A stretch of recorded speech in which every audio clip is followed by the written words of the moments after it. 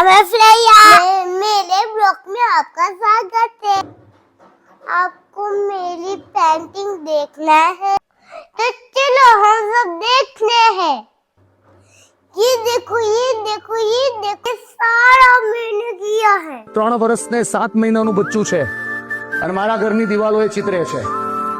કોઈને ગમે ના ગમે, આજે એની ઉંમર પેન પકડવાની થઈ છે એટલે એ ચિતરી રહ્યું છે. તમે સપાટ લગાવીને જો એને બેસાડી દેશો, જિંદગીમાં ક્યારે બાળક પેન નહીં પકડે.